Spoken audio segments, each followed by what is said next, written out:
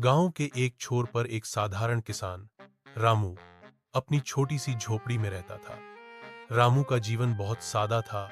सुबह सूरज निकलने से पहले उठता, खेतों में मेहनत करता और दोपहर को छांव में बैठकर अपनी घर की रोटी खाता।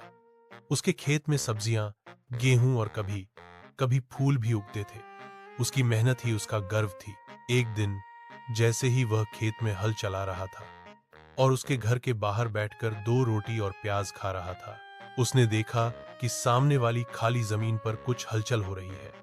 गांव में नया चेहरा, एक महिला जिसका नाम जैसिका था, वहां एक छोटी सी दुकान लगाने की तैयारी कर रही थी।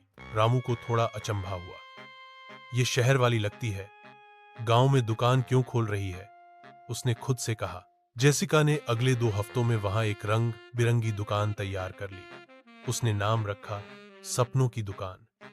दुकान में चाय, बिस्किट, नमकीन, साबुन, खिलौने और थोड़े बहुत शहरी स्टाइल के सामान रखे थे। गांव के बच्चे और महिलाएं उत्साहित होकर दुकान पर जाने लगे। रामू ने देखा कि अब उसकी सब्जियों और दूध की मांग थोड़ी कम हो गई थी। लोग अब पैकेट वाला दूध और बाजार की सब्जियां ले रहे थे। शुरू में रामू को थोड़ी जलन सी हुई।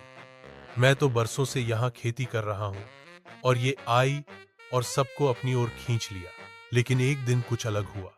बारिश का मौसम था और खेत की मेड़ टूट गई। शुरू में रामू को थोड़ी जलन सी हुई। मैं तो बरसों से यहां खेती कर रहा हूं और ये आई और सबको अपनी ओर खींच लिया। लेकिन एक दिन कुछ अलग हुआ।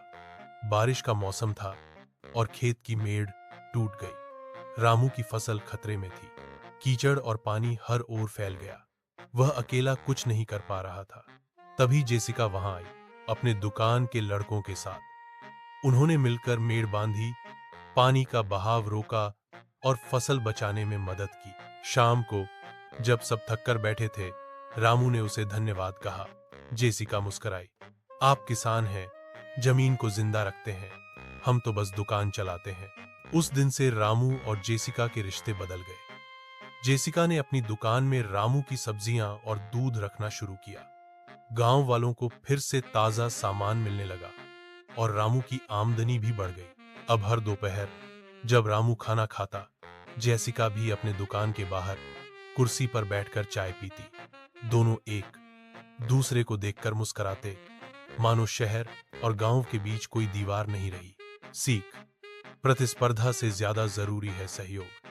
जब 2 लोग मिलकर काम करें तो दोनों की तरक्की होती है।